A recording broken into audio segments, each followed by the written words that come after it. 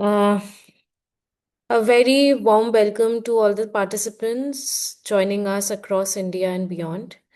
I am Sanchita Biswas, Deputy Manager of Sphere India.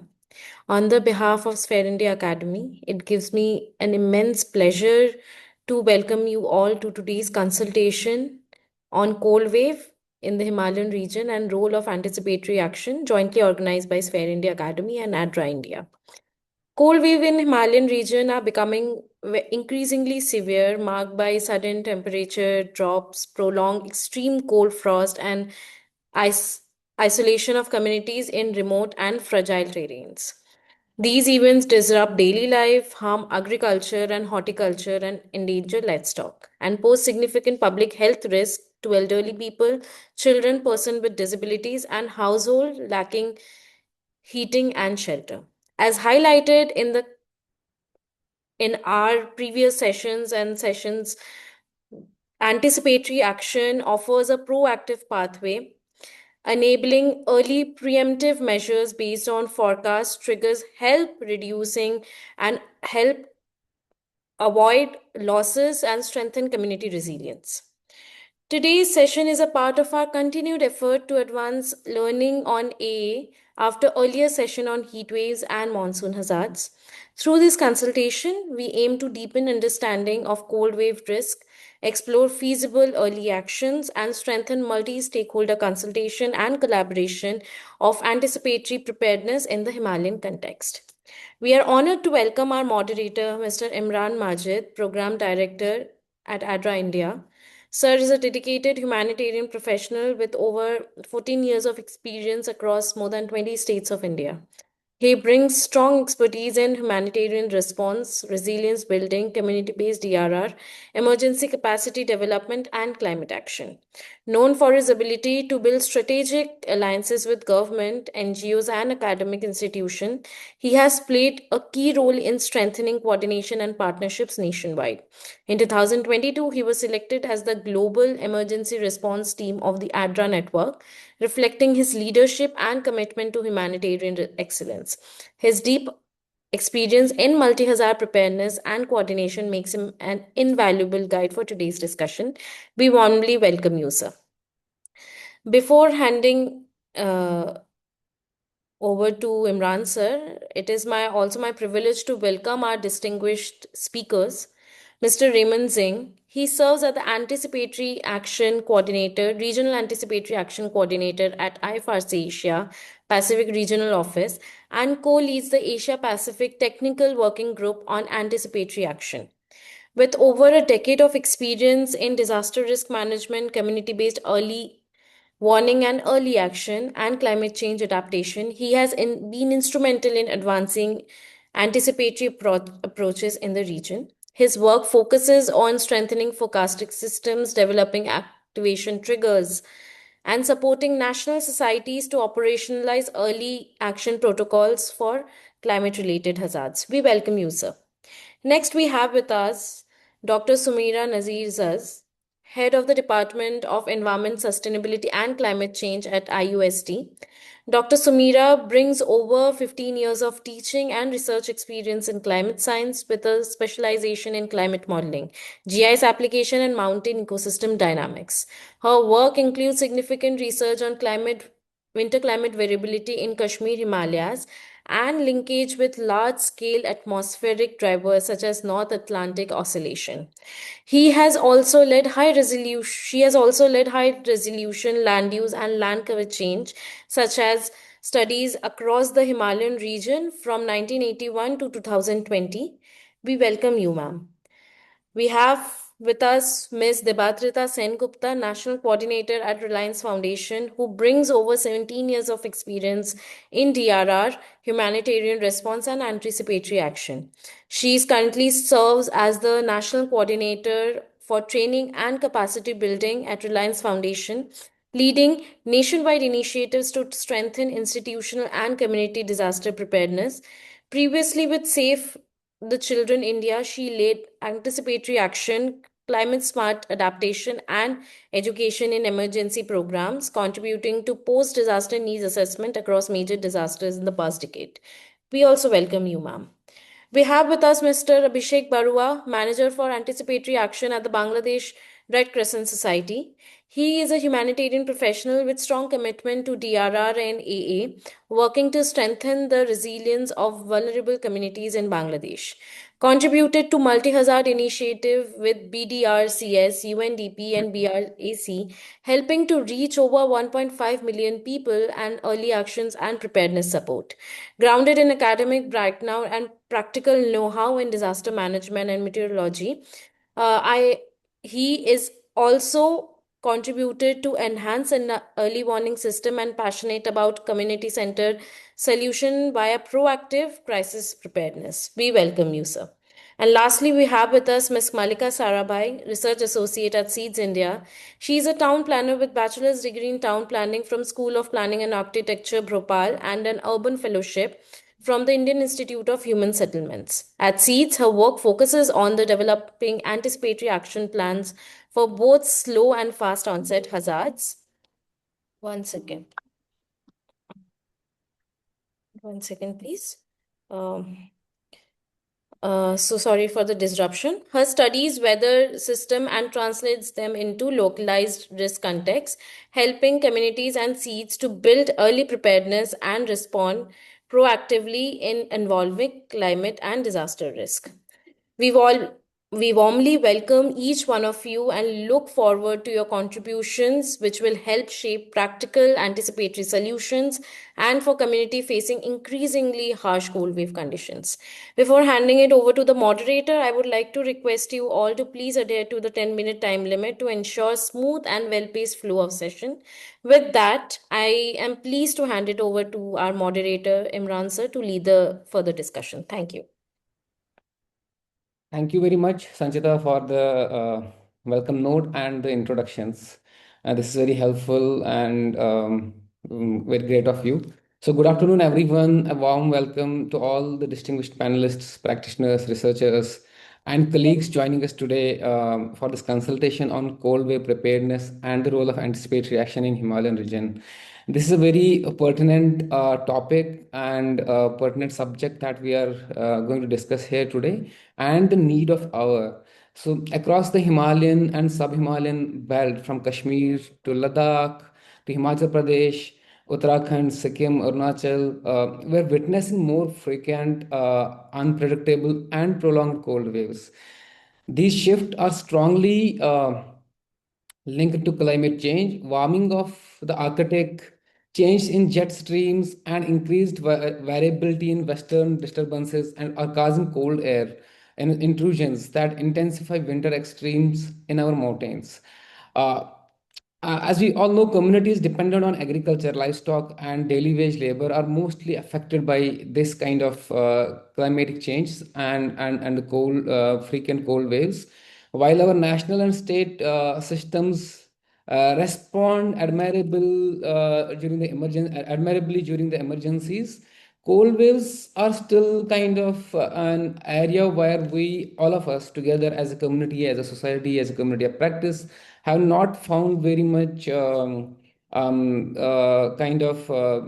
not been able to build the understanding around what response mechanisms could be taken put in place, and also specifically the anticipatory action measures that needs to be put there, because the cold waves, their impacts are slow onset, often invisible, but extremely severe, affecting the communities invariably, the crops, livestock, water systems, health, and the mobility. This is exactly where anticipatory action becomes essential. By linking forecast information and pre-agreed early action triggers mechanisms, we can reduce losses even before the cold waves set in. Today's session is designed to capture research insights, community realities, and practical innovations from across the region, and to collectively think about more proactive science-based approach to winter preparedness. We have panelists who are academicians, who are researchers, who are the practitioners, who have done a lot of work on the field, so we will hear from them more about it. Uh, Personally, being a person who has been doing the emergency preparedness, disaster risk reduction, community-based DRR since last 15 years now, and also a person belonging to the Himalayan region. I feel cold waves are no longer occasional; they are intensifying due to climate variability, and the people who live in these mountains face compounded risks, livelihood loss, like the livelihood losses, health impacts, livestock mortalities, frozen water sources, and limited mobility as well. While we have the DRR systems in place, strong DRR systems in place, but there are limitations in the pre-impact preparedness of the cold waves. We are not yet there. So anticipatory action offers a structured trigger-based planning approach to reduce losses and to address these issues for us. So this consultation will aim to kind of deal with discussing a range of these topics and discussions, and then also find the what can be done as an anticipatory action model. So without taking a lot of time on this, I would directly for our first panelist, who is Dr. Sumaira Nazir Zaz. She is the head of the Department of Environment Sustainability and Climate Change at IOST. So, ma'am, we will like to understand from you how are the winter climate trends and variability shaping vulnerability of high altitude agriculture, horticulture, and livestock systems, and what climate resilient measures can be integrated into anticipatory plans. Thank you, ma'am. Over to you. Thank you. Thank you very much for the invitation and organizing this timely consultation and debate on this important topic on the cold waves. And draw I have from my work what I have done from the past 15 years related to the climate of this wave. Actually, this cold wave was in my mind just from my childhood, that what actually drives the cold during the winters, and that is actually also my research, PhD research. uh, in actually 2019, a paper was published in atmospheric chemistry and physics, in which we had analyzed a group of researchers, including we have a number of the group of researchers actually working on the different aspects of the climates, and they have found in this paper particularly, we have found that from last 40 years we have a tremendous increase in the temperature, particularly in this region, Himalayan region. And it's actually above the average, that is global average. It's about 1.04% higher. And particularly like the stations, health resorts, we have the Gulmarg, Pahalgam, they are facing more extreme temperatures than the both. It's not in the maximum, it's both. We drop in the minimum temperatures, and we have the maximum temperatures also very high. And in case of the precipitation, we have found the variability in the precipitation, but that's not as severe as in case of the temperature, what we have found. And the another thing is that Imran sir also mentioned that our winter precipitation is mainly governed by the western disturbances. That's also has been done in one of the researchers, with one of the researchers that he's working, Mr. Kieran, working in the University of Reading. He also found in his study, and we together did it, that North Atlantic oscillations actually bring lot of precipitation here, and they are from last 40 years. There is a lot of variability in the subtropical jet actually that brings the western disturbances here to the this part of the valley.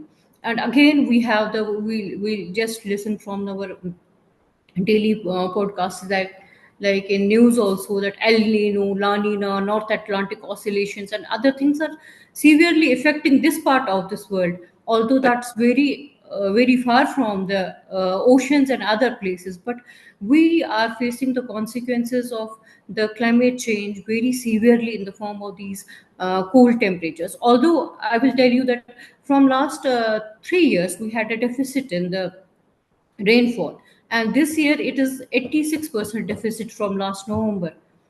But we had a severe cold here. As you can judge from my clothes, in the morning, yesterday we had -4, today it's -1.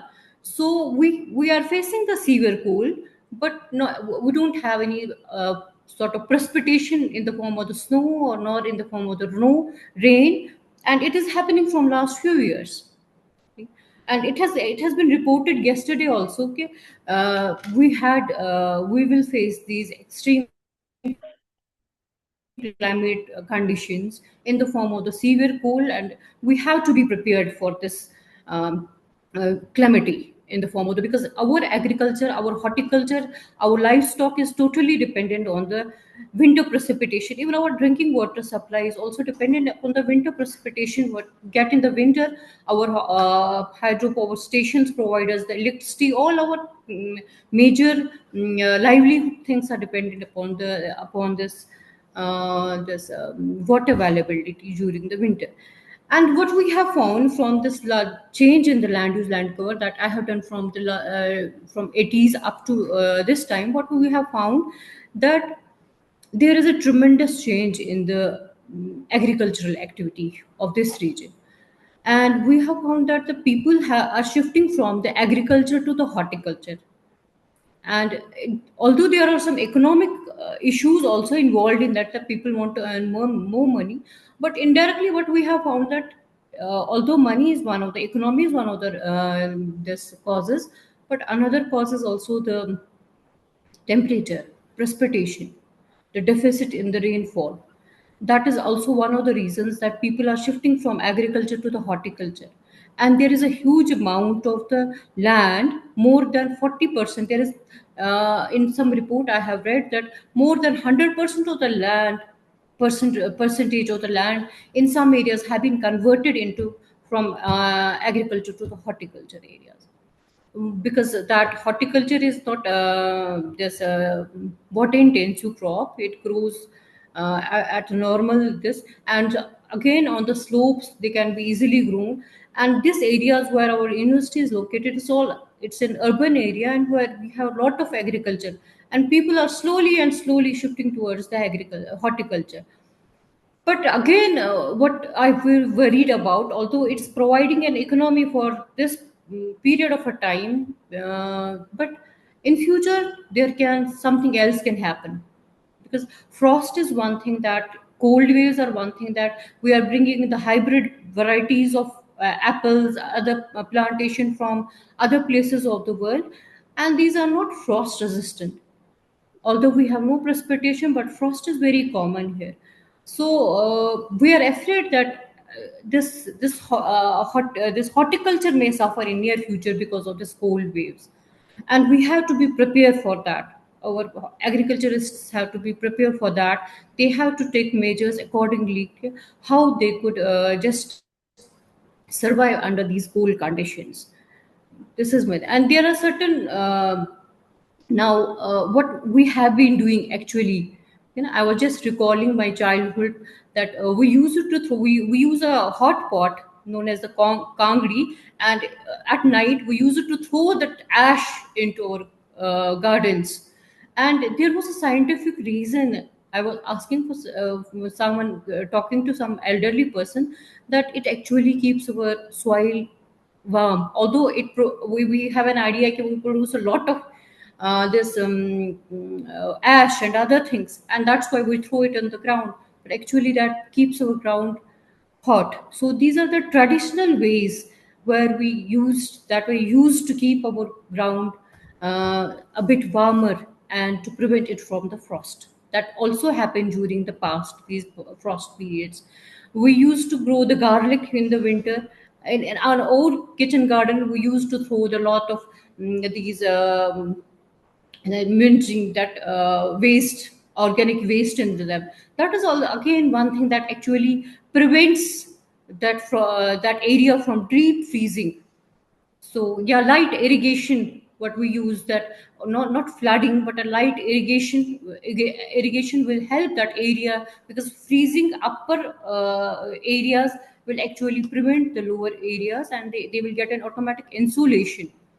And that actually will prevent those areas from getting damaged due to the frost and other activities. And also I have noticed it, not because of this, thanks to your this debate. And I also recall one thing, that we used to these applies at this mm,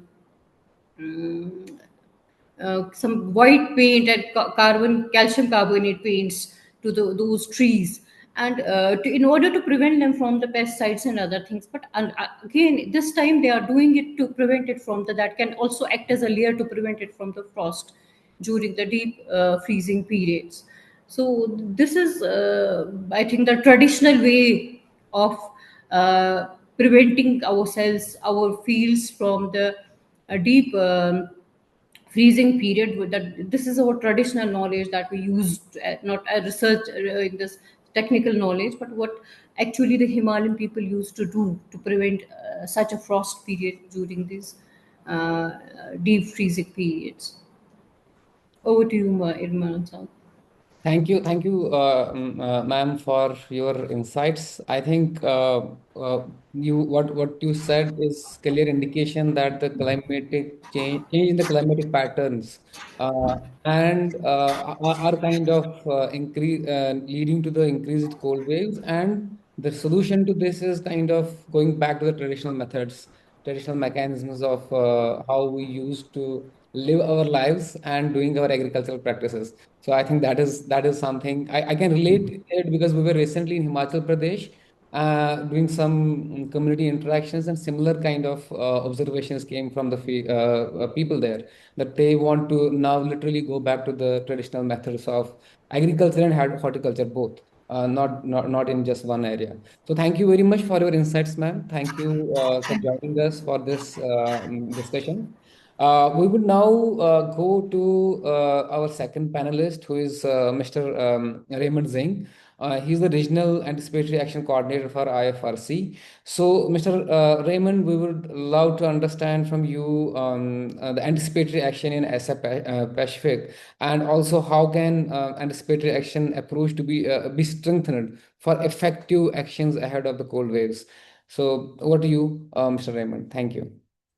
Thank you so much, and thanks for the invitation. Very happy to be here. Sorry. I think we've already heard a bit from the previous panelist, right, the effects of the cold waves. So I wanted to give a bit an overview of anticipatory action as a concept, the protocols that we have, and how that could be applied for cold waves. I'm going to share my presentation. I hope that is okay.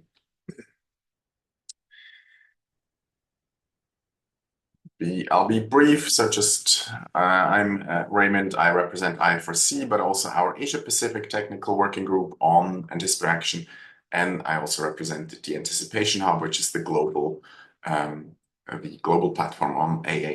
Normally, that's just a little exercise we normally do. I mean, anticipatory action, right? It belongs in that kind of orange, yellow part of the disaster response spectrum. So right before a shock happens, before a cold wave comes, that's when we do anticipatory action. What is it? Our definition normally says we have to link an early warning or a forecast to specific actions ahead of a hazard, and all of this is linked to pre-arranged financing. So that is actually very similar to early warning, early action, right, or forecast-based financing. At this point, we say basically they all mean the same. It is all anticipatory action.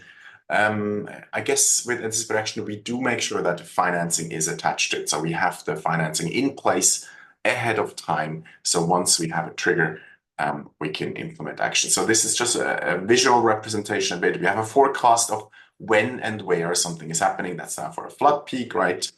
And within that very short time, so within it's normally 5 to 10 days, for example, for floods, that is anticipatory action. This really, we need a specific forecast that tells us something is happening. If it's after its response, which is also fine. If it's much before, so that's DRR preparedness. So it is quite specific when we talk about anticipatory action. All of this we put into a protocol. We say when and where we're going to do what actions and with what funds. Again, this is the same. So we have the 3 building blocks, as we call them, on anticipatory action: the early warning, the forecast, the actions to protect lives and livelihoods, and the pre-arranged financing. All of this, as you said, is implemented before the hazard. So we need to make sure before the cold wave comes, right, before a typhoon makes landfall and so on. And as we said, we put all of this into a protocol. So it is, so everybody knows what we're doing. This is basically the same overview again, just a different graphic. It's just the reason why we do anticipatory action is because we can reduce impacts when the hazard hasn't occurred yet. Once there is a cold wave, we can only respond to the impacts, right? I think it's also a bit of what we heard before. For which hazards can we do anticipatory action? We can do them for cold waves because we have good enough forecasts. It is very difficult for flash floods, tsunami, conflict. Because of the forecast, it's hard to forecast flash floods. We have like maybe 6 hours, right? What can we do in 6 hours? But for floods, we have 5 to 10 days. Droughts, we have a month or two. Cyclones, up to 30 hours or 3 days. So these are time limits that we can work with. Yeah, I also want to show you our Asia Pacific technical working group. We did a mapping of all the AA protocols. And how many protocols do you think exist in Asia Pacific? And this is by all our humanitarian partners, so from Red Cross, Red Crescent, UN, and NGOs. There are quite a number, which we didn't even know we had this many. There are 137 AA programs, right, developed or under development in 2024. We know there are actually over 200. We are doing the mapping better and better. We reach more community and more partners, so there will be even more. So we have around 200 protocols on AA in Asia Pacific, which is quite a number, right? Here is also by hazard. Most of it, I mean, almost half, 40% actually focuses on floods, right? We have flood protocols, followed by droughts and cyclones and others. If you look at that, I mean, cold waves, we only have one, and that is Mongolia. Mongolia, we have Zoot, but Zoot is a different type of cold waves, right? It is very harsh winter conditions where the livestock is not able to find grass, and then it leads to livestock mortality. It's a very specific kind of cold wave, but I also know Bangladesh. You will hear later from my Bangladesh Red Crescent colleague, right? They're looking at that.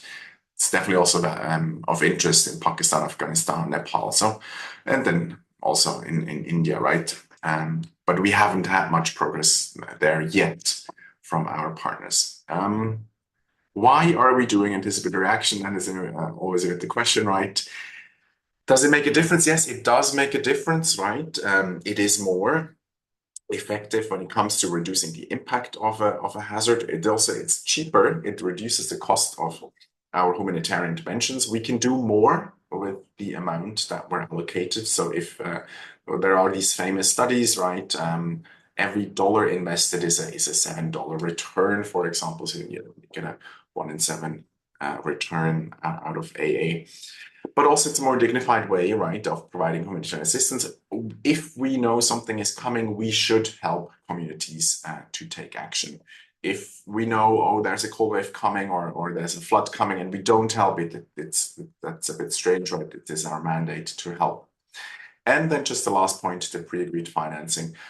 All of our humanitarian partners, so the START network, which is a network of NGOs from the Red Cross, Red Crescent side, and from the UN, we all have funds available for anticipatory action specifically for that, right? To make sure that the protocols that we have can be actually implemented. Now, also governments have allocated funds for anticipatory action, most famously now in the Philippines. They have now legislation that allows local government units to use funds for anticipatory action. Yeah, that was it. These are a very short overview, the 3 building blocks, again, forecast, AA, and pre-agreed financing. I'm just going to go into that very briefly. Why, and then we can talk a bit maybe about the cold wave trigger, right? We need a trigger for cold waves that tells us, well, when is it going to get cold to a degree that has an impact? But it is important because this gives us a specific point to act in time and location. So it will be very cold in 5 days in this province or in this location. That's what we need. If it just says, oh, it's generally cold in all of northern India, that's not good enough for us, right? Also gives us certainty that the hazard will occur. And also an estimate of the humanitarian impact. So what is the impact that we're trying to address? Normally, these are the three guiding questions. Is it possible to develop a trigger, let's say for cold waves? Do we have access to historical impact data? I'm sure, I mean, we do, right?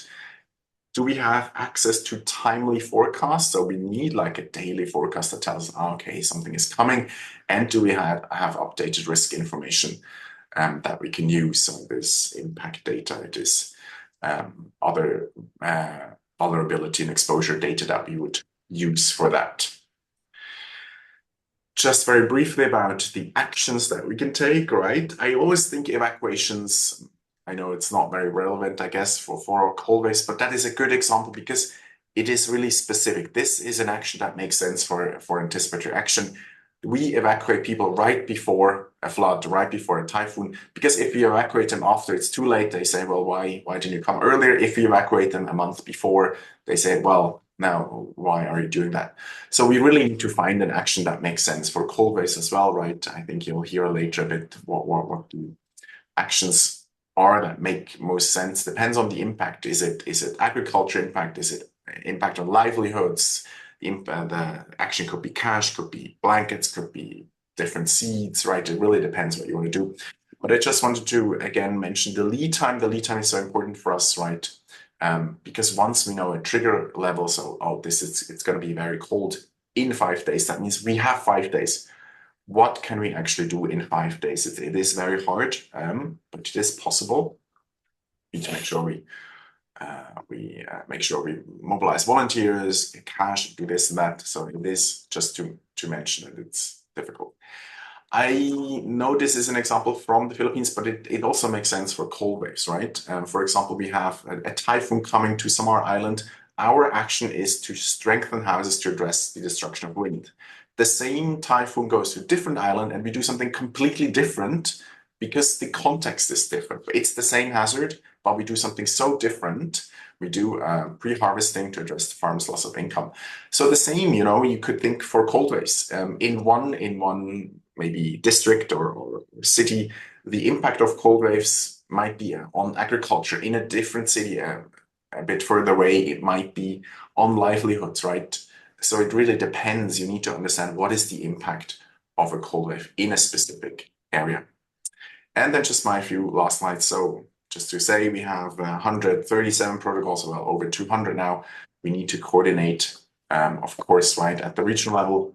As I said, we have our Asia-Pacific Technical Working Group. It's FRC and FAO as co-leads. At the global level, we have the Anticipation Hub, which is an initiative of IFRC, the German Red Cross, and the Climate Center.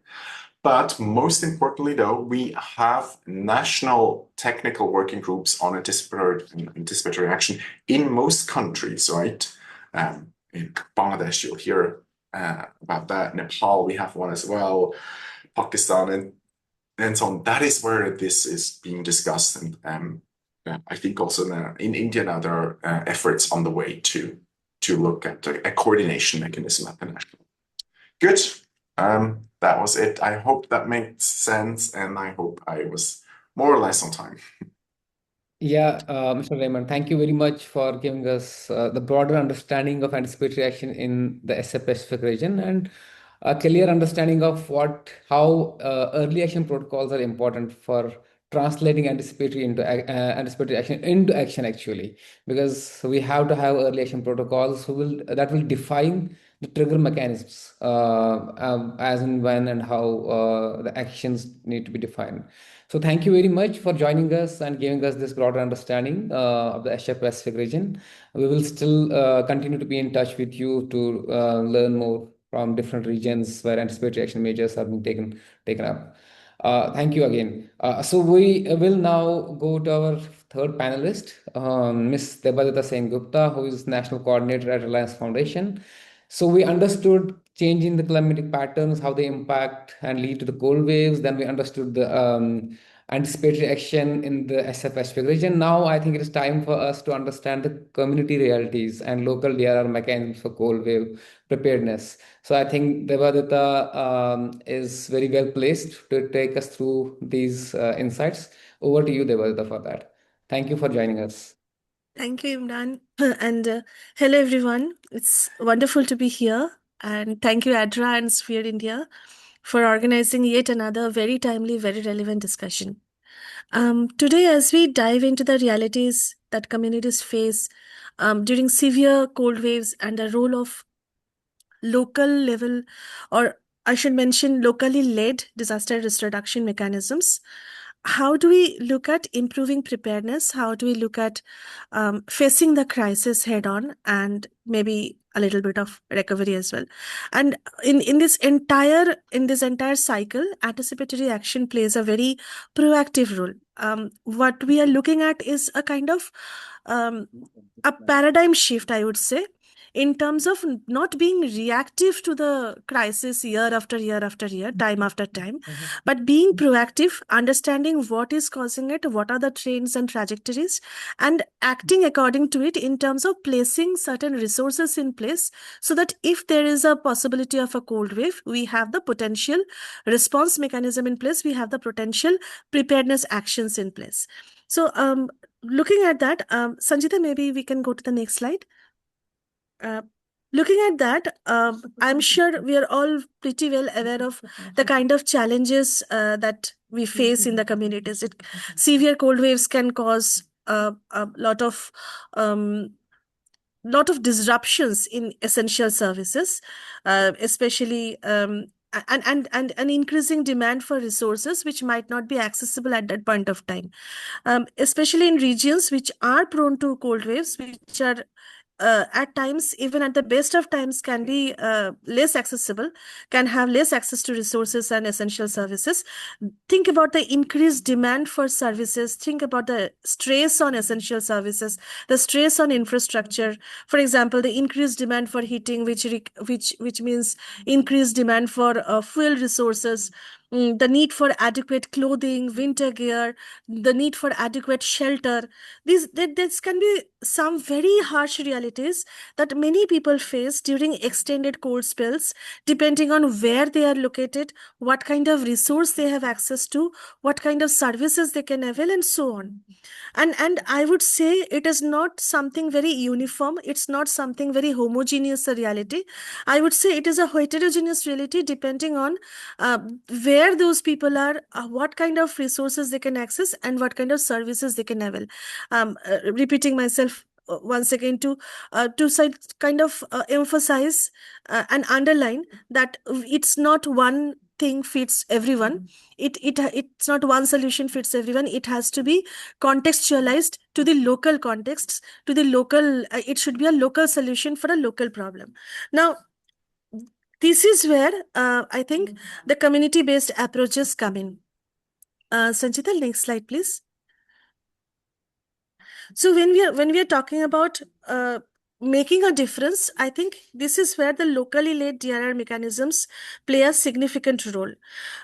How we ensure that people on ground, people who are facing these realities, these harsh realities, are aware of what they can do, what are their threat tolerance thresholds, what are the kind of triggers that where they should take action, and they do it not in piecemeal, not in silos, but we have all the stakeholders, including the community, in place, talking about things, discussing things, assessing the thresholds, determining the triggers for action, ensuring what those actions should be, and how do they take it forward collaboratively, what are the different roles and responsibilities of different stakeholders in this entire gamut of exercises, especially what should be the proactive measures that is tailored to their unique environment and needs. So right now, it is a very reactionary stance that the communities have. And this is something that we can change by focusing on local community specific strategies, by understanding what are the specific risks there. My earlier speaker was talking about the Mongolian context. There are some very unique contexts in different areas, but we have also seen instances of where anticipatory action works. Yes, sometimes we do anticipate crisis and the crisis doesn't occur. In that case, it is not a loss. We should not consider it a loss of resources. It is rather an investment in preparedness. And more or less, I think anticipatory action makes us more able to face challenges, face crisis. It gives us a better chance of survival, and not only better chance of survival, but a better chance of well-being, post-crisis well-being. Now, let's see, when we are talking about community-led actions, how we can look into it. So, so what we can do. So, when we are talking about the core parameters of anticipatory action, clearly and collaboratively laid out triggers, early action.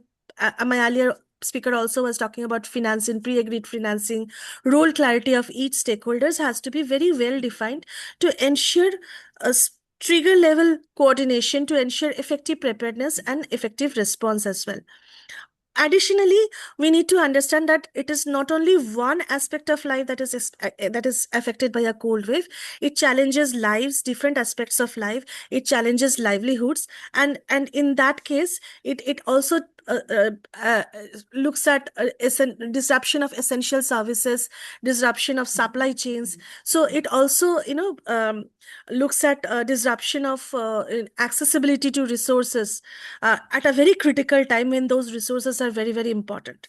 So when we are talking about preparedness, we need to consider that we need to understand our threat tolerance threshold very well. We need to understand where is the limit. Like, this is the point where I have a hard stop. This is the point I need to take action. This is the point what I can do. So what we can do, I think we can look at it in two ways. One is what a stakeholder level actions can be. It can be government officials, it can be elected people, it can be NGOs, civil society, other people, and it can also be in a very significant way, in a very important way, what the community itself can do, what the people can do, what the families can do. So for the first thing, I think we need to understand what are the weather patterns, and looking at these changing climatic conditions in most areas of the world, we need to also understand not only the past weather patterns, which should influence the future trajectories, but we also need to understand what are the potential trajectories in place. And accordingly, we need to understand how do we ensure that our early warning and forecasting mechanisms are strong enough to give us more dependable warnings, and which would lead us to present the case, advocate the case for anticipatory action in this scenario. Now, I have been talking about iterating about early action protocols, triggers, and interventions. Some of it has to be laid out very carefully because we are talking about different stakeholders, different organizations, different institutions, and a clearly laid out document or a clearly laid out action metrics can help a lot. It helps me to understand what are my roles, what am I supposed to do in a situation where it needs anticipated action, what are the standard operating procedures for me, and step by step exactly what am I supposed to do. And drilling in it, exercising in it also helps me to understand that when it is an emergency, I'm not opening the protocol book for the first time. I know already what is in it and I know what to do. So that is very important, I think. The next point that I want to make is there should not be plans in silos. I think one of the things that go wrong most times in not only cold waves but in other cases of hazard responses also is that we work in silos. I am a CSO, I have my own emergency preparedness plan. I am a government institution, I have my own emergency preparedness plan. I am a network, I have my own emergency preparedness plan.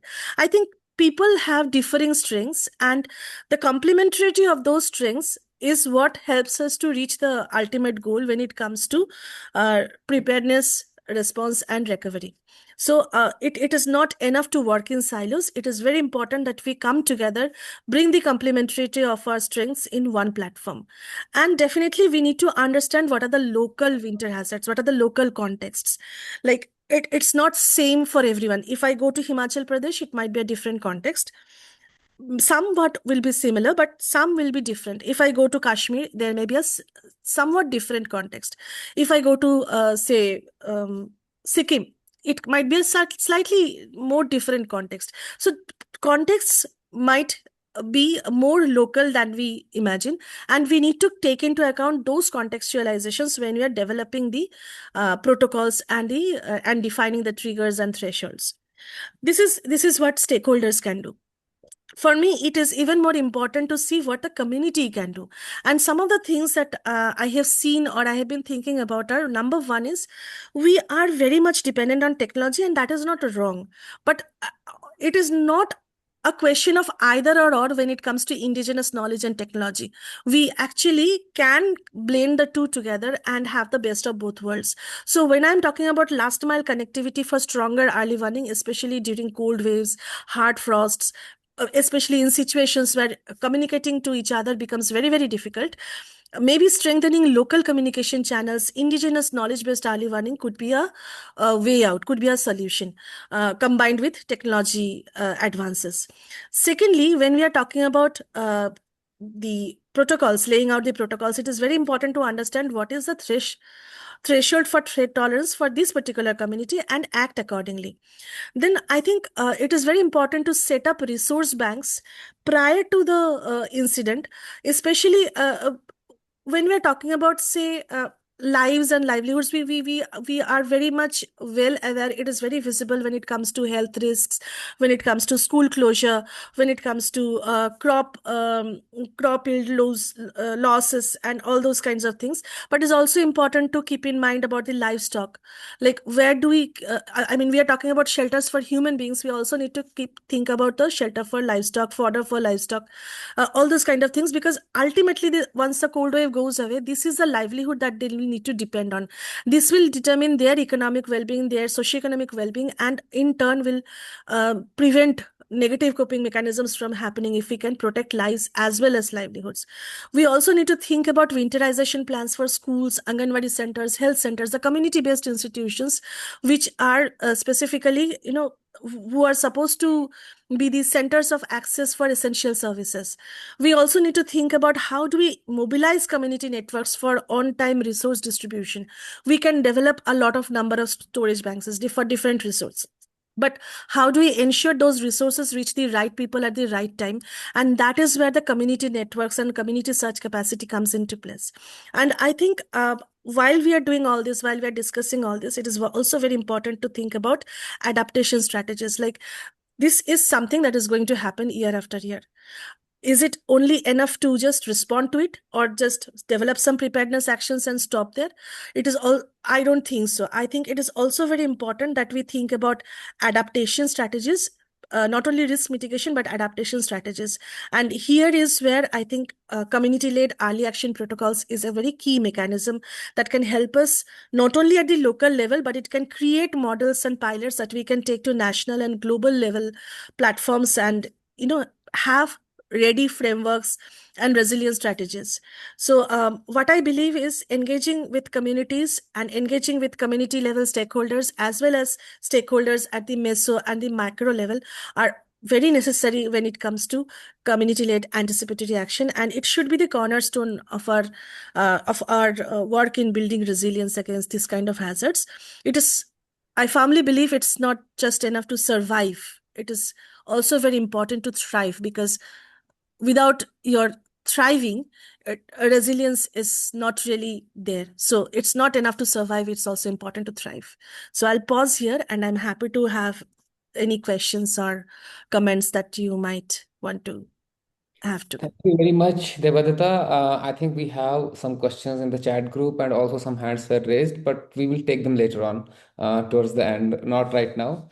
Thank you for your insights and thank you for sharing your thoughts on the community-led DRR mechanisms and the realities from the community and what we can do, especially on the adaptation strategies on the complementarity, how we can complement each other. Because I personally also believe that anticipatory action cannot happen in silos.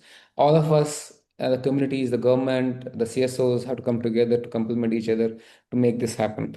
Thank you very much. I think this session directly dives into our next session, which will be led by Mr. Abhishek Barua, who is the manager, Anticipatory Action Bangladesh Red Cross Society.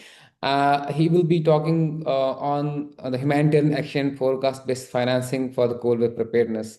So we would love to hear from you the lessons that you have in Bangladesh, because we hear a lot of work on anticipatory action done by the Bangladesh. So over to you, Mr. Abhishek. Thank you very much.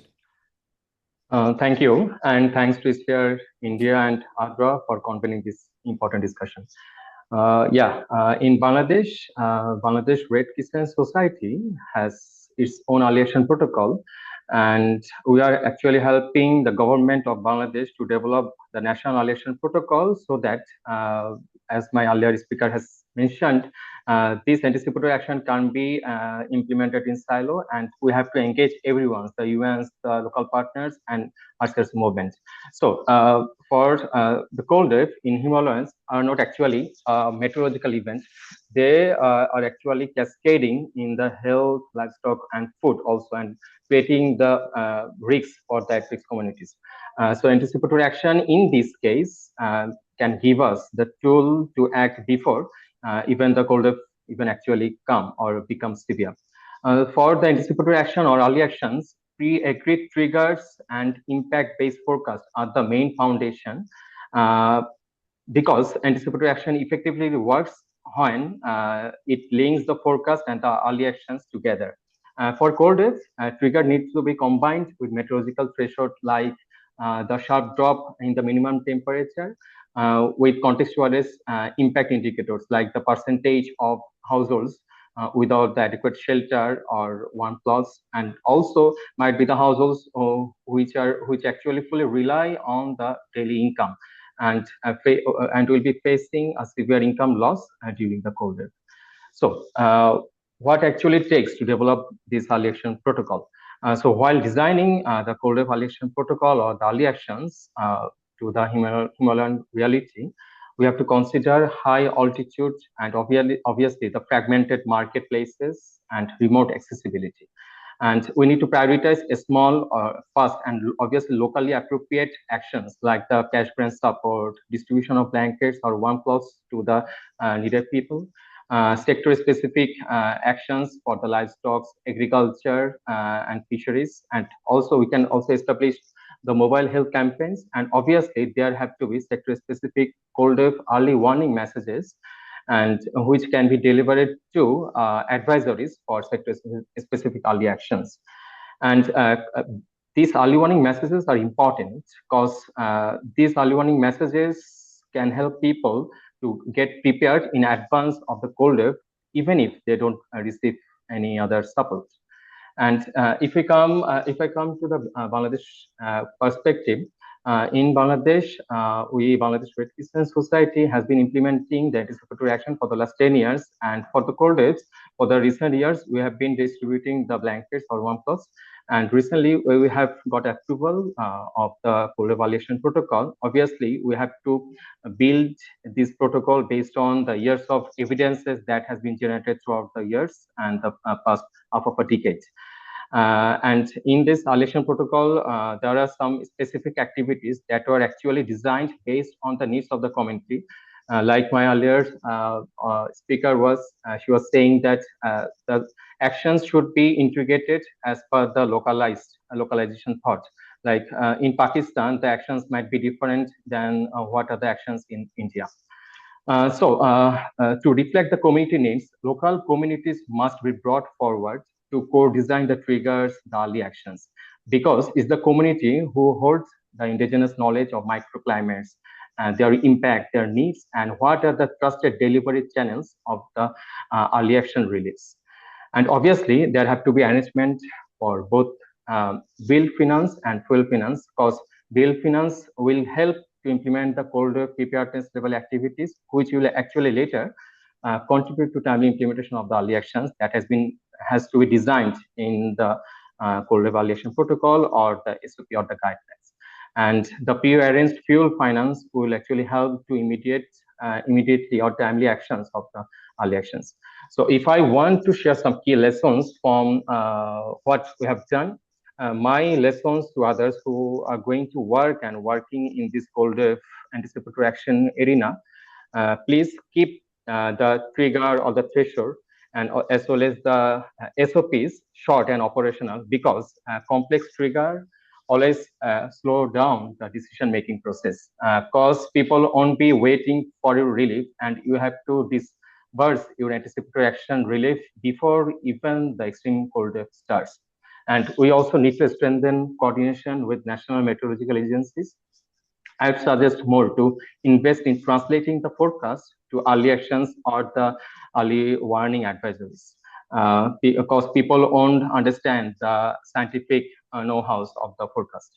And obviously, if we can align this forecast and finance and community-led early actions on the same line, we can turn these predictable seasonal risks or forecast into predictable early actions that might actually help to reduce the impact of cold in health and other sectors. So that's it from me. Thank you very much, Mr. Abhishek. I think very specific and straightforward insights on the lessons learned from your experiences. Very great learnings, I would say. I loved the one when you said to make these anticipatory action or election protocols very simple, ready to access, short. It helps in decision making. Yeah, I think that's which is the key here, which we need to work on. And the other things, I think the data, the part on the data, like we should have the data to be able to define the anticipatory action measures on what we are actually dealing with and handling with. So I think that is great. And also the local appropriate actions, so which will come through the community led localized anticipatory action measures. Thank you very much. I think this aligns with all the other speakers who started from the beginning. I think this session is going in kind of sync with each other. Thank you very much, Mr. Abhishek. Thank you for joining us. So, taking cue from this, I think we will now hear more practical actions taken by our colleagues at SEEDS. So, we have Miss Malika Sarabai, who is a research associate at SEEDS India. I think they have done also some work around anticipatory action in Ladakh, in the region of Ladakh, and in other parts of the country as well. So we would love to hear some practical learnings from anticipatory action pilots that you have done in the mountain regions. Thank you very much for joining us, and over to you. Hello, good afternoon, everyone. Thank you for inviting me to be part of the panel. So for today's presentation, I would be sharing my presentation, but it will be primarily on the work that we did in Ladakh. And just connecting to what the previous panelists have talked about, anticipatory action plan in areas where you have extreme cold event is very different from how cold waves behave in, say, coastal areas or in a plain region. So that in itself becomes quite challenging when you have to determine at what level would a trigger be decided, and also what kind of intervention would you want to do, because the entire Himalayan belt, which faces the extreme cold event, has very different connotation and requirements in terms of the intervention that they would need. So last year we were experimenting, we piloted it in Ladakh. I'll just show what we did. So when we were deciding as to what kind of piloting anticipatory action plan we wanted to do and what our region would be, we decided we would take the Changtang Plateau, which is located in Ladakh. So it's the Tibetan Plateau, basically, that is shared between Ladakh, Tibet, and China. And our core community that we worked with was the Changpa pastoral communities. They herd the finest pashmina, which is also the rarest because of its fine micro units material that they provide. And to implement this project, we partnered up with a local organization, which was Lane Nutrition Project, because being at Delhi was something we knew we had to localize our intervention. We were piloting, and also we wanted it to be very community centric. So what was more best was to partner up with a local organization there and then try to see how this anticipatory action plan would pan out when we would be implementing it on time. So like I said, we were just testing out how would a trigger be developed and can it be localized? Because when you look at a quick onset hazard, it's very easy to predict your triggers. But when you have low onset hazards, especially when it's cold in a region like Ladakh, it's not that easy. And just, we were also working with livestock. So figuring out at what level would you want to do intervention was something we mapped it when we started implementing the project. So if I were to give you a little context of what the community were, like I said, they were pastoral communities, they are nomadic. So they have their migration route and they actually move across the plateau starting from December to the month of March. Pashmina in itself that they produce come from the Changtani goats and sheep, and they are GI tagged. So it's a premium quality material that comes from there. But because of climate change and a lot of variability in rainfall, the naturally growing pastures have decreased. And pastures was something that they heavily relied on initially, but now they have shifted to getting supplementary feed and fodder. And in this region, which is completely remote, the transportation cost is too much, and also which is finding the feed itself is challenging because Ladakh closes down in the month of November because people migrate back to their places. And the other thing is the supplementary feed and fodder is also very expensive. So for a pastoral community, finding that sort of stability between investing into additional feed becomes challenging. And also that the snowfall here has also changed. It's very incremental. It's also very absurd. So at a couple of days, you would have no snowfall, and then you would have rapid snowfall events in these regions, so which basically puts your livestock at a risk because of hypothermia. A, you're not getting the feed. And B, also the January to March month is the lambing season. So you have a lot of lambs coming up. And because of more lambing, so there is a grown need for nutrition, which then itself puts more constraint on the adult livestock that are basically lactating. And that is the reason why you see a lot of livestock mortality happening because of the loss of lack of pastures, and also the loss in the amount of feed that they're not able to give back to their livestock, which then puts a more constraint on how much they're able to earn, and then that impacts their livelihood. So it's come to this level that the Changpas are now out migrating and abandoning their more traditional practice, which was the nomadic lifestyle, because they don't find it more feasible. So if I were to talk about our anticipatory action plan, in practice, what we decided was that the intervention that we would do after talking to the community was to provide them the livestock feed and also experiment with different kinds of housing structures that we could give them, because the korus, which are basically the pens where the goats and the sheep stay, they're open and you need that openness so that the wool comes out much better. But if you're not having enough feed, you will then need an added energy to survive that cold. And in a time when you don't have feed, it puts your livestock at the state of, being prone to more hypothermia. So these are the two interventions that we were experimenting with. And the other thing, like I told earlier, was the fact that we did not know what our triggers would be. And this was something that we thought we would go as we figure it out as we go on.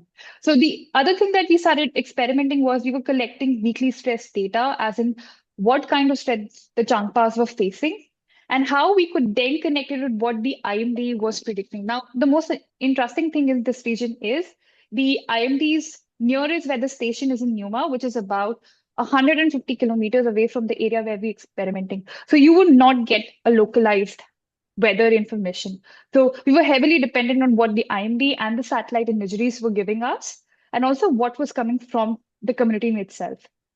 Now, if we look at the impact that we saw from this entire project, because we did raise a trigger and we also started giving them the intervention at the time when it was the most peak, because we saw the intersection of rapid stress happening at the Changpas, and then we just released it. Release basically gave them the feed and also gave them the material that we had designed for their shelters. So because we were working at a remote region, we knew that it was important to store the feed closest to where they were migrating. And the impact that we saw was basically in that one intervention that we did, we saved about 450 adult livestock. So we did a statistical analysis of how the livestock mortality was happening, and also mapped it with what the communities were recording when they were recording in the weekly stress, that how many livestock were they losing. And it coincided, and we saw just in one intervention of providing them adequate feed, we saved about 450 adult livestock. Now, this in terms then reduces the added distress a Changpa community member would face if this kind of intervention was not there. Now, if I were to talk about the practical lessons that we gained from just this pilot, was that a household can earn about 5,000 additionally over 11 pashmina producing animals if you are giving them feed on the right time, which is the most distressing movement in terms of extreme cold, lack of food, and also the added energy required to sustain a lambing unit. Now, the other thing we also need to understand is when the livestock mortality is recorded, they only count the adults because the lambs, being so young, and when they perish, they're not recorded properly in the uh, documents, so you don't get the denomination for it. And the other thing is when your lambs die, your herd sizes are not growing. So that is the additional stress that a Changpa household faces. So in overall, I would just like to sum it up by saying that we used a combined trigger. It was coming from the national agency, which was the IMD, and also what the community was giving it. And then we found out a more localized level of triggers. We had a preposition feed ready. So we knew if there was more distressing point, we could provide them the intervention. And the other thing was that we decoded what the alerts given by IMD would mean to the Changpa community, and we kept it very simple for them because this region is completely remote. So your cell phonic communications would not work. Yes, that's it from my end. Thank Thank you. you. Thank you very much, Malika, for these helpful insights. I think we all agree to a point where prepositioning for anticipatory action can definitely save lives, be it livestock or be it human lives.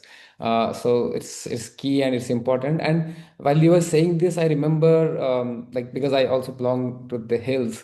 I remember the local traditional methods, how we used to be prepared for the winter seasons to come. We used to store food, we used to store dry food materials and all that, so that if tomorrow snowfall is there and roads are blocked, the markets are not accessible, we can use the food stored at home. But now with the changing climate patterns, I think people have also kind of forgotten those traditional methods because they don't know.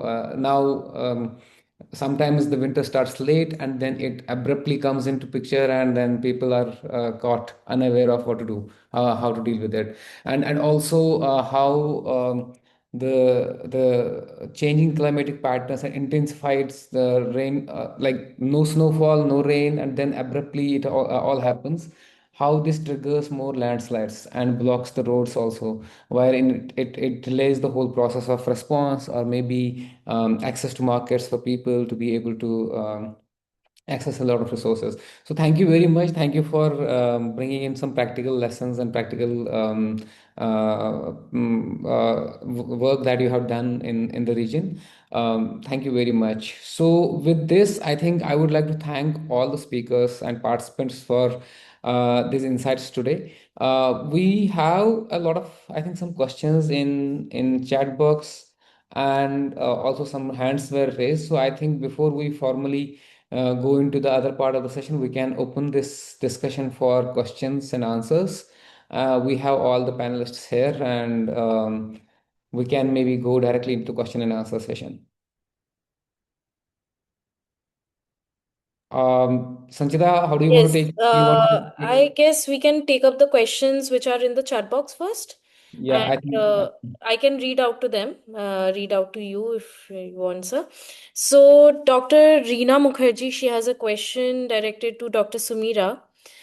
She's an environment journalist working on climate change. She's saying that you mentioned that farmers in your region are transitioning to horticulture. However, frost is a significant issue affecting fruit production. So, is it more lucrative than grain production for a farmer? Sumira ma'am, if you're there and if you can answer, that will be great. Sorry, please can you repeat the question? Just I Sure, was in sure, ma'am. another meeting. Sure, ma'am. She's asking that you in your session mentioned that farmers in your region are transitioning to horticulture. However, frost is a significant issue affecting fruit production. So, is it more lucrative than grain production for a farmer? The frost here, it's a normal phenomena that during the winter we have certain frost seasons. We have a frost period. It's like 40 days of Chilai Kalana from most severe period. So people are generally prepared for that. but it was in case of the agriculture, that like paddy, we don't have much agriculture during the winter, but we are now more concerned about the horticulture that they are growing, because the horticulture varieties like apple varieties, they are borrowing from the other states and other developing countries, so they are not just adapted to the frost level that we have in this nation. So we are actually bothered about those hybrid there's varieties of apples that are being grown. Otherwise, the traditionally grown other things were, they were localized. They were from this place, so that time we don't had that issue. But this time we are more concerned. Like I will refer to a case study where my colleague Irfan Rashid worked on that. In 2018 and 19, there was a severe cold and frost period, and snowfall was basically happened in the early November in 2018 and 2019. That actually damaged a lot of horticulture and apples.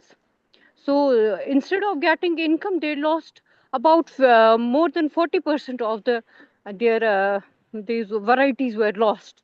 So we have to actually prepare our horticulture, our farmers for that area.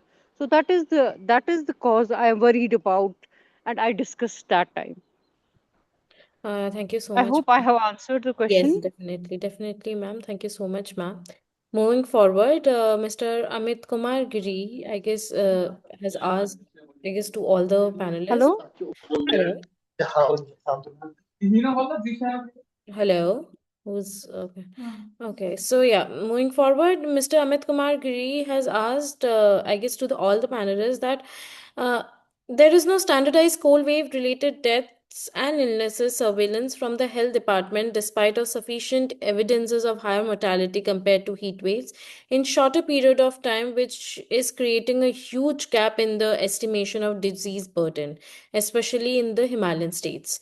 What's the take of the panelist, if the panelist can ponder upon this? Okay, I might give some open to this question. Yes, this is right. While we're developing the election protocol in Bangladesh, we're also facing problem as the community health clinics. There are absent of data of the mortality and even the sickness rate due to cold wave. But what we use a strategy to track down the number or percentage of people that are infected with fever or cold cough during that cold wave season or before the cold wave, immediately after the cold wave season. So that actually helped us to this is not actually accurate data to represent that region, but it actually helped us to at least forecast what this cold wave season is actually impacting in the health issues. But my suggestion is that if you actually want to establish a significant data-driven allocation protocol, we have to consult with the communities or community health clinics or the local community clinics before the cold wave comes, and ask or request them to keep the data or track the data so that we can at least use those data aftermath of the cold wave season and to develop this protocol triggers. Thank you so much, sir, for pondering upon the question. If any other panelist wants to answer this particular question, there, please feel free to do so. If not, I will move on to the next question. Mr. Arti Bhargav, she has said that here in Bolangir, Odisha, in India, the temperature is below 10. How can we be supported for winter materials as planned prepared by the community? If any speaker can answer this particular question.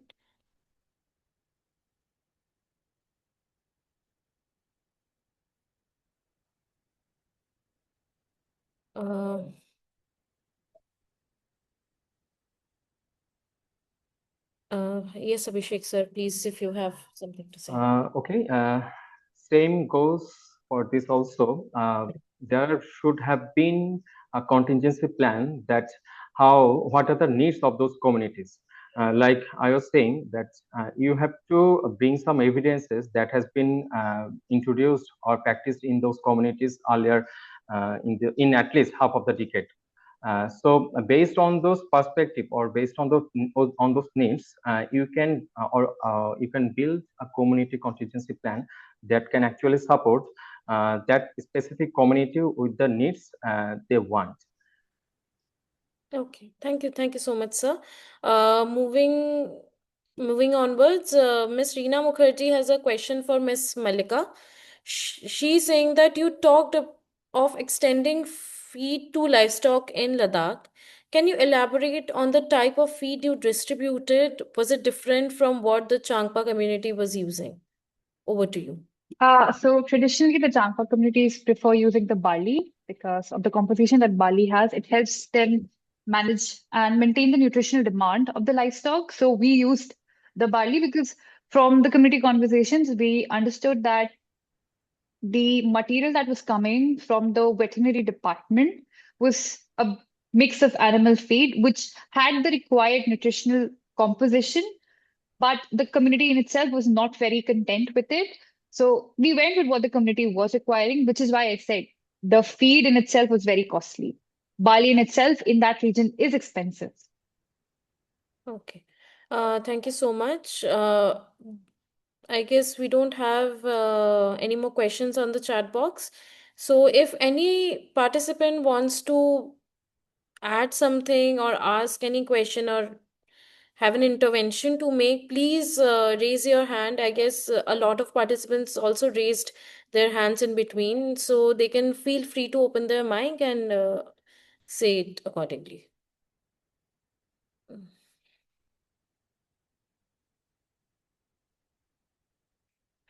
Um, I don't, or write down in the chat box how. Uh, Imran sir, I don't think anybody has any question to ask. If you want to add something in the end. No, I think, yeah, this has been a great conversation.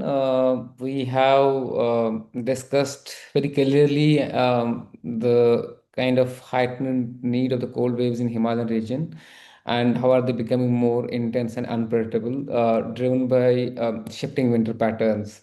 So I think there are some key points that stood out throughout the discussion. Like I have pointed out some for us as the pointers to take from this conversation are like the need to integrate winter variability into anticipatory action planning for agriculture, horticulture, and livestock. Also, the importance of strengthening the anticipatory action approach in the Asia Pacific region, especially for cold wave specific triggers and pre-agreed actions.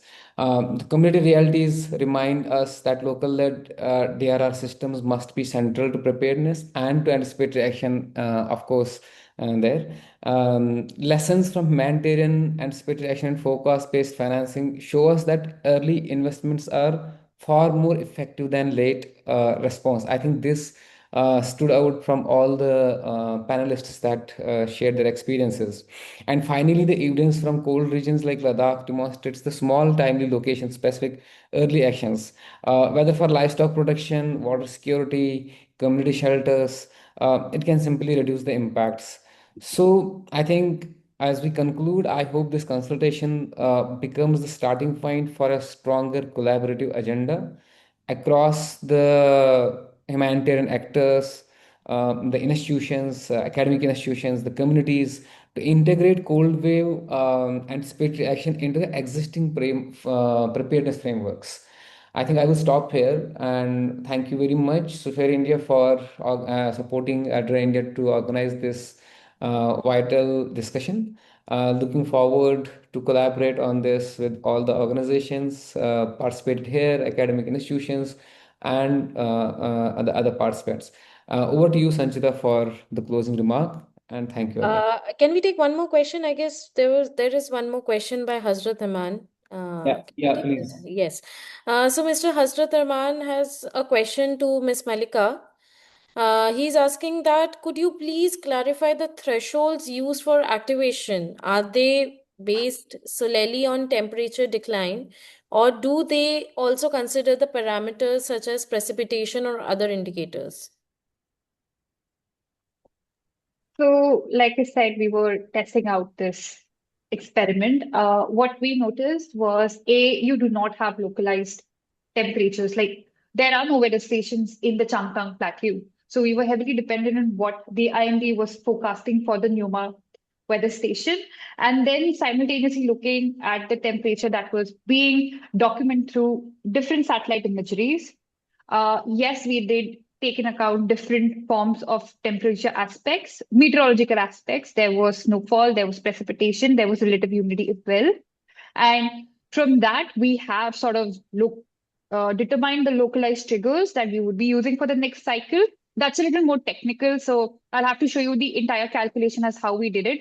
And the way we also sort of then compared it to what the community was saying was looking at the temperature, then looking at what the community logs were saying on weekly basis, and then determining at what level did the particular livestock feel the stress due to weather elements. So that's how we figured out our triggers. This experiment was solely to understand what kind of triggers would exist in a region where you don't have automated weather stations to give you localized temperature conditions. Thank you so much, Malika, for your intervention. So, ending it, I would like to good afternoon, all. So, on the behalf of Sphere India Academy, I would like to extend my sincere gratitude to all of you joining for today's virtual consultation on cold wave in the Himalayan region and role of anticipatory action. Your active participation and thoughtful insights have made the discussion truly meaningful. As the cold waves become more frequent and intense across the Himalayan region, today's dialogue has underscored the urgent need for strengthened early warning systems, anticipatory financing, anticipatory action, community-led preparedness, and localized resilience model to safeguard vulnerable communities before extreme weather impact unfolds. We extend our deepest appreciation to our collaboration partner, ADRA India, for their valuable support in organizing their consultation and for their continued commitment to advancing anticipatory action and community resilience in India, across India. A special note of thanks to our distinguished speakers, Dr. Sumira, Mr. Raymond, Ms. Dabadrita, Mr. Abhishek, and Ms. Malika for sharing their rich perspectives on forecasting improvements, cold wave impacts on ecosystem and livelihood, about anticipatory action, grassroots preparedness mechanisms, and practical lessons from AA pilot in mountain regions. Your expertise has also added an immense depth and direction for today's conversation. We also extend a heartfelt gratitude to our moderator, Mr. Imran Majid, for skillfully guiding session and synthesizing the diverse viewpoint with clarity and purpose. Your leadership and humanitarian coordination and multi-hazard preparedness has greatly enriched the flow of today's consultation. Our sincere thanks to all the participants, representative from the government agencies, academia, civil society, UN organizations, and community networks for your meaningful engagement, reflections, and commitment to strengthening anticipatory action for cold wave preparedness. As we conclude, we look forward to your continued engagement with Sphere India Academy through upcoming learning sessions, consultations, and collaborative initiatives. Together, let us work towards building a safer, more resilient, and better prepared mountain communities ahead for extreme weather events. Thank you once again for joining us. Thank you, Sanjita. Thank you. Thank you.